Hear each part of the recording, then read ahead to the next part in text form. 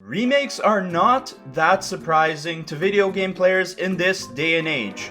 We get lots of remakes for beloved games and even for lesser known games. But I don't think we were ready for the Battle for Bikini Bottom Rehydrated remake. A licensed game remade? What? We all loved it except the game journalist websites, and after playing it, we crave more. And that's what developer Purple Lamp did with SpongeBob SquarePants The Cosmic Shake. It's unclear if it's a direct sequel or successor to BFBB, but it certainly is BFBB dialed up to 11 while Sweet Victory is playing. This game is awesome. I was expecting something great considering how good the remake was, but remaking a game is a very different experience than creating a whole new one. And Purple Lamp nailed it from almost every aspect of the game. I'll opine more when we get deeper into the kelp of the Platinum Run, but the trophy run itself is also excellent. It's even improved from the Battle for Bikini Bottom experience with some fun and challenging trophies added to the mix. I hope you brought your karate gear and you're ready for this one. We have a lot of dimensional cleaning up to do. This is Platinum Hunters, the show where we take a look at everything it takes to get the Platinum Trophy and whether it's worth the effort to achieve it. Of course, I've already covered Battle for Bikini Bottom Rehydrated and gave it its own Platinum Hunters Trophy Guide episode, so check that out if you haven't done that one yet. And of course, subscribe for more Trophy Guide videos just like this one, because you might just find your next Platinum Trophy.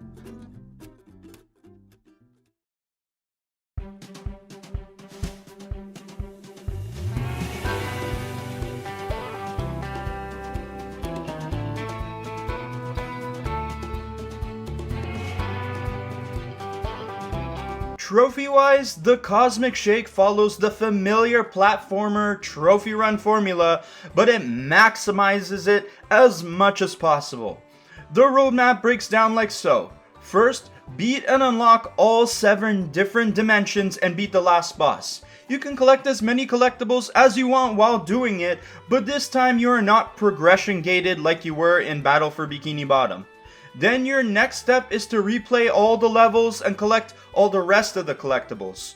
It's better to do this after you're done with the story because a ton of collectibles require special abilities that you can only collect later in the game. So save your collecting efforts till afterward. Along the way, there are a ton of miscellaneous trophies, environmental based trophies, and even enemy trophies to unlock, and one amazing thing about this game is that everything can be tracked in-game in the awards section of the pause menu. It will show you your progress on all your trophies so you can see exactly how close you are to unlocking it. Every game needs some form of this, whether it's in-game or through the trophy tracker. Lastly, there is a challenge trophy for every boss in the game for a total of 8 trophies. Every boss and every level is replayable, so nothing is missable at all. And even more amazing than that is that you can warp to each individual checkpoint, making collecting all these trophies super easy. Now that you're prepped for this adventure, all that's left to say is that I have more helpful guides in the description below if you need more assistance. Okay, let's start rebuilding Bikini Bottom one piece at a time with the 9 unmissable story trophies you get for going from dimension to dimension and making things right. From the look of the characters to the detailed settings, the voices and the sound of the game, to even the callbacks to the show, this game is pretty much perfect. Everything was done so faithfully to the show while having fun remixing some of these familiar places we have seen before. As far as I'm concerned, the devs at Purple Lamp fully understand the SpongeBob show and everything that people love about it, which is reflected in how much fun this game is to play. Cruising through this game didn't take me long at all, and I enjoyed every minute of it. Now that you have completed the story and dimension hop through all the levels once, it's time to go back to each one and nab the rest of the collectibles. You will have all the necessary abilities now to collect everything, and also be able to warp to each checkpoint for quick access to individual areas. I've provided a guide below for all of the collectibles we will speak about, and for this trophy run you will need to collect everything, particularly for the Wanna See Me Do It Again trophy for 100% on every level and defeating the final boss. Each level has a ton of things to find, but each level will have at least these two collectibles: golden coins and a level secret. The level secrets are the much less numerous collectible, as there's only one in each dimension. The secrets even get their own trophy called SpongeLock HolmesPants for finding all 8. In each level you will have to find a golden spatula, which is a nice callback to Battle for Bikini Bottom. That also includes one in Bikini Bottom itself, so don't forget about that one. The guide below will show you exactly where they all are, as there were a few sneaky ones I couldn't find on my own. And now for the golden coins, in which there are a lot of these. Precisely, there are 7 coins to find scattered across each dimension. Many of these coins are hiding in secret spots that you can find by exploring and being thorough. Other coins can be collected by slamming a button that unlocks a challenge for you to complete. This is where you'll need all your new abilities first, because some of these challenges you can't even attempt without them. When it comes to the coins in the Bikini Bottom hub world itself, these are given to you after you complete the side quests. A bunch of your friends have things that they need collected, like good noodle stars, lost pennies, fortune cookies, and stuff like that, and they give you a golden coin each after you give them what they want. Those things are also found inside the 7 dimensions, so no matter what, all of these levels are going to have to be explored at least twice, because you don't unlock these side quests until after you complete each level. These golden coins are not just things to find because the trophy run tells you to. They are also needed to unlock a bunch of fun costumes for SpongeBob to wear. And there is a trophy for collecting every costume in the game called Fashion Hunter. The way it works is collecting enough gold coins will increase your level and unlock the ability to purchase more costumes. The keyword is ability, because you purchase all 24 of these costumes not with the golden coins, but with the jelly found practically everywhere in the game. Something to note is that you will collect enough coins to fully level up and have access to buy all of the costumes you want to buy, but ultimately you have to collect all the golden coins for the Wanna See Me Do It Again trophy for 100% completion. The other costumes are unlocked automatically as you play the game, except for 2 special costumes. They are the Rainbow Bob and Dutchman Bob costumes that you unlock through side quests given by Glovey and the Flying Dutchman respectively. You will only be able to collect these after you've beaten the Glove World and Rock Bottom levels once, but both appear at the beginning of the levels. Beating their side quests unlocks the 2 last costumes you need for the Fashion Hunter trophy. But even before you start buying any costumes, make sure you focus on this particular trophy first. The SpongeBob JellyPants trophy is for holding 10,000 jelly at one time. Now you see what I mean, right? Since it has to be held all at once, it will take a lot longer to get this trophy if you start buying costumes right away. So I recommend hoarding the jelly and getting this trophy done and dusted, so that way you don't have to grind the trophy later. If you are thorough and not ignoring the tikis and jelly, you will get this trophy about halfway through the game easily.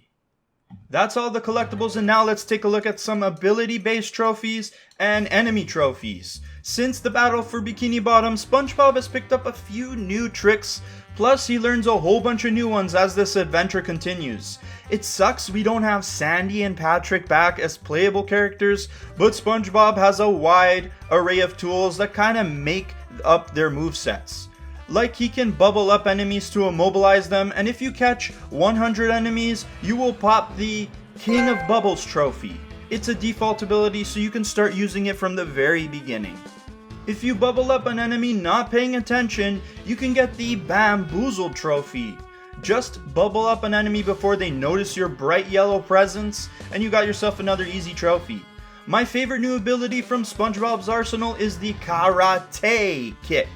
You will easily kick your way to getting the Way of the Sponge trophy after you land the kick on 100 enemies. It's a great ranged attack, and it's also super useful for platforming around. This next ability is pretty cool even though you only get it late in the game, and there are only a handful of spots where you get to use it. The good old Reef Blower can suck enemies up and shoot them back just like the suck cannon in Ratchet & Clank. I have a video for that, by the way. Shameless plug.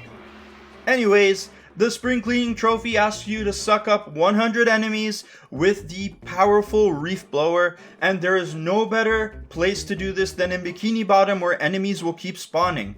Note that you'll have to wait until after you complete the Glove World level first before you can start using this ability. So essentially you have lots of ways to take out enemies in this game. Ultimately, you need to use it to get the Sponge Out of Harm's Way trophy for defeating 50 enemies without getting hit. Now, don't fret, you don't have to do this all in a row, so if you do get hit, the counter doesn't drop to 0. It's non-cumulative, and the enemy just needs to be defeated without you taking a hit from them. You can get it as you go. For the next 8 trophies, we will get acquainted with all the different types of jelly enemies in the game, and the different ways you can knock them down.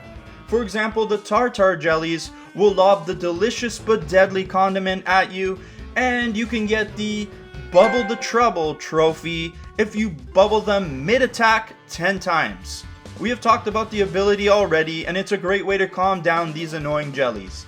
These 7 other trophies will explore different ways to beat them, and gets you to think outside the box. Jelly makers are going to produce the little grunt enemies unless you take care of them. One way to do this is the criteria of the Return to Sender trophy, which wants you to defeat 5 jelly makers by throwing the grunt enemies back at the jelly makers. It's a bit awkward to do naturally, but weaken a jelly maker till it has 1 hit left, and then slap a grunt into the purple monstrosity. Do it 5 times for the trophy. We ain't done with these jelly makers yet though, because when you whack one with your fishing net, it will get cranky and let out a big roar. For the Stunning Performance trophy, that roar needs to push a total of 50 enemies. As you fight them, make sure there are enemies around you so you have the jelly maker blast them with the roar, and of course this is a cumulative total. Let me introduce to you this absolute jelly unit right here. He's called Big Jelly, but I prefer to call him Chad Jelly. Well, we're going to need his muscles to help us get the Wrath Tub trophy, having him attack us but defeating 25 other enemies instead. Bait Chad Jelly into dropping that bathtub on 25 other jellies, and you got yourselves another trophy. The next jelly to get acquainted with are the Nin Jellies. These annoying little rolling jellies that charge straight at you. When they do, lead them into something in the environment that will hurt them. For the Hazardous trophy, defeat 25 Nin Jellies with environmental hazards like fire or a bottomless pit or anything creative like that. I got this one over time as there were lots of these enemies over the course of the game. Baby Booms are the next jelly, and they're pretty fun to deal with. This is where the Volley King trophy comes in. You will need to defeat 10 Baby Booms with their own projectile. They will throw bombs at you, and if you just give the bomb a whack before it hits you, you'll send it right back at them. Each Baby Boom can take 2 hits, so do that twice for each one, and before you know it, you'll beat 10 of them. Now, you can also coax the Baby Boom into blowing up other types of jellies. For the Friendly Fire trophy, you are going to bring Chad Jelly back into the mix. We will need to defeat the Big Jelly using the Baby Boom's projectile, so make sure you lead the shots into our muscular friend. 3 bombs are needed to take him down, and then you got yourself another trophy. Finally, our scariest jelly of them all is the Burrowers. These things are real big boys and attack from underground. They can be used to our advantage though for crowd control, and the Jaws with Flaws trophies wants you to do just that. Similarly to the Wrathtub trophy, use the Burrower to defeat 10 smaller jellies hanging around. Just lead its attacks into 10 jellies, get the KOs, and get the trophy. We're about halfway through the trophies, but this platinum run has a lot of easy miscellaneous trophies, with some of them taking less than minutes to get, and others you get over time just by playing the game. And remember, you can keep track of them not just in the trophy list, but also the in-game award section in the pause menu. This thing is really handy and actually shows your progress. For instance, the Bounce Bob trophy is one of them for bouncing on the same pad 10 times in a row. It's an easy one for sure, just make sure it's one bounce pad 10 times. There's a trophy for catching jellyfish called Jellyfish Hunter, where all you have to do is whack 50 jellyfish with your net. A lot of them are just hanging around Bikini Bottom, so just look out for them. Some of the side quests you do actually make you catch jellyfish as well, so the trophy comes easy. One of my fave trophies is the Wanted Sponge trophy, where all you have to do is hit 25 NPCs. Mid-dialogue, or when they say something stupid eventually, I just love giving them a smack. It's so satisfying. Then there's the Red and Shiny trophy for pushing 50 buttons. A lot of the levels have buttons to press and slam, so this one's another one you just collect over time. Same situation with these next two trophies. The Boxing Champion trophy is for destroying 100 tikis, which you should be doing anyways because you have to collect 10,000 jelly, so another trophy done pretty easily. The other one is the Spongeanator trophy for destroying 500 objects. This includes anything that's not tikis, because I got the tiki related trophy first, and that's 1,000 tikis, so they're definitely not counted. The objects can be anything else in the environment, and there is plenty to smack. Another trophy is a special delivery. The Is it a plane? Is it a pizza trophy is for busting out a box of Krusty Krabs pizza and gliding for a combined total of 1,000 meters. Yes, cumulative, the word I love to use, so it's not a 1,000 meter glide. All these trophies are as miscellaneous can get, and I got tons of them even without thinking about it. These next two environmental trophies, however, are found and collected in the Goo Lagoon beach level with the Flying Dutchman. Right at the beginning of the Bongo Beach part of the level, which is the second area, you can collect the first one called Beach Spinster simply by spinning 6 umbrellas at the same time. Give an umbrella a smack and it will start spinning for a short time. So make sure you hurry and clap 6 of these umbrellas before the first one stops spinning, and that can be easily done because they are all beside each other. The other Enviro trophy in the Goo Lagoon level comes later inside the Scurvy Swamp section. It's here you can get the Music Enthusiast trophy. In the middle of this section, you can platform your way to this little hole in the wall right here where you see a jelly sitting on the shelf. Don't worry, this one is a good boy and he will start singing for you. Listen to the Slamvil song, and after he's done his performance, you will have another trophy in your bag. Okay, we're getting close to the end. We're almost done with all these trophies in this jelly-filled platinum run. So don't be a weenie from Weenie Hut Juniors. Hit that like button if you've made it this far into the video, and let's take on some boss challenges. These last 8 trophies for this platinum run are all challenges you have to complete while you take on all 8 of the game's boss encounters. Most of these are old school arena bosses where you hit them 3 or more times, while some are chase sequences.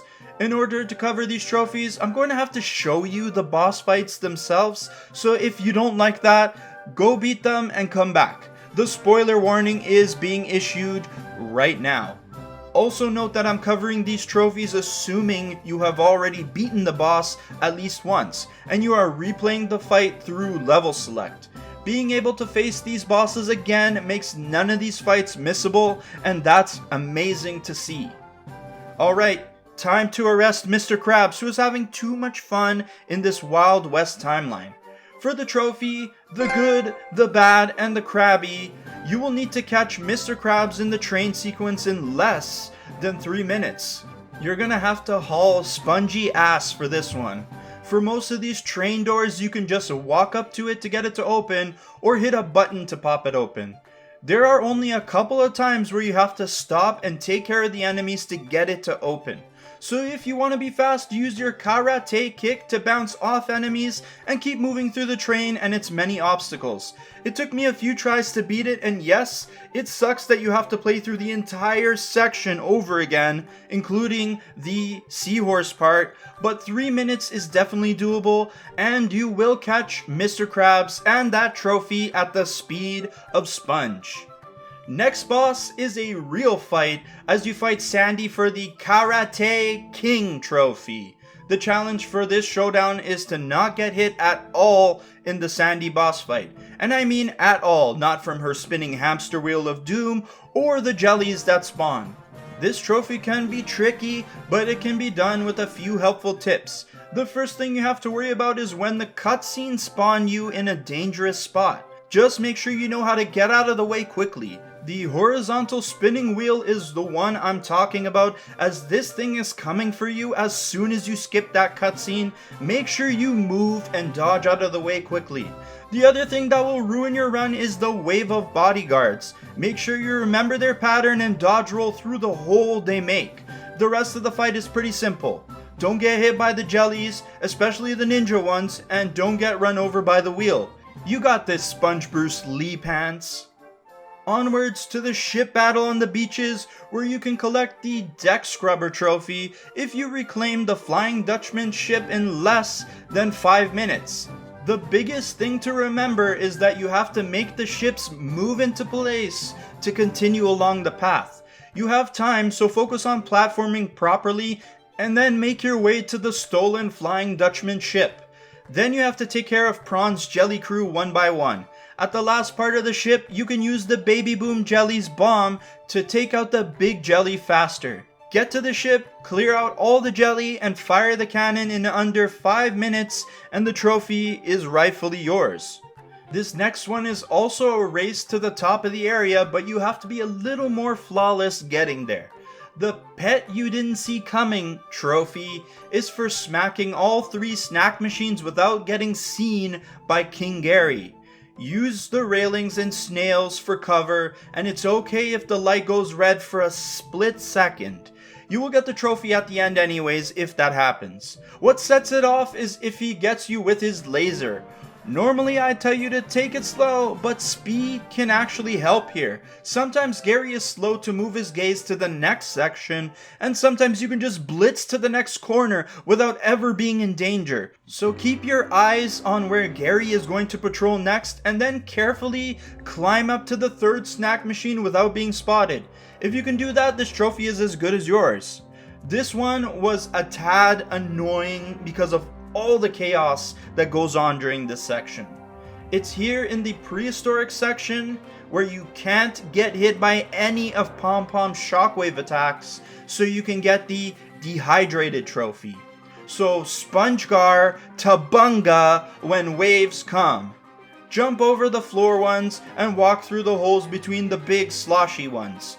Luckily, you can take hits from the jellies this time and they won't ruin the trophy run for you. However, when Pom Pom starts crying, you will need to dodge that too. And this is the thing that ended up making me restart the fight a bunch of times. It moves fast and switches patterns frequently, so make sure you dodge roll through the hole between her salty tears.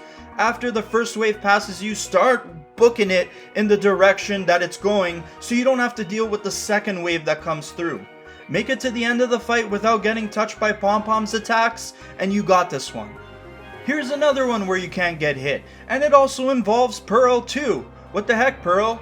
I found this one to be the most annoying trophy of the lot. We are at the Pretty Princess party to collect the Knight in Shining PJs trophy, and once again you can't get hit while delivering cakes.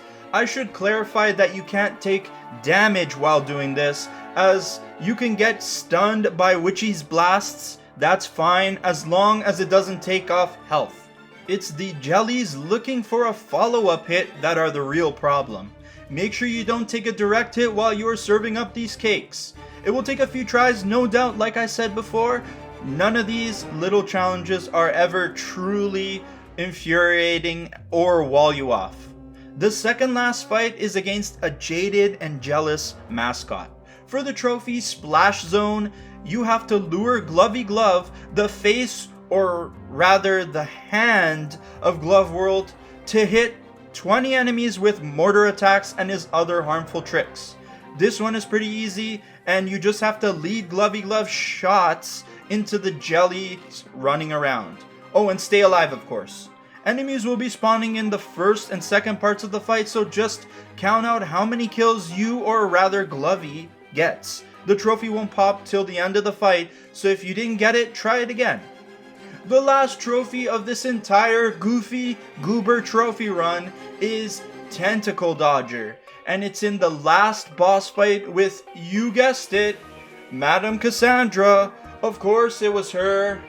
Anyways, you have to avoid getting hit by Jelly Squidward's tentacles during the fight.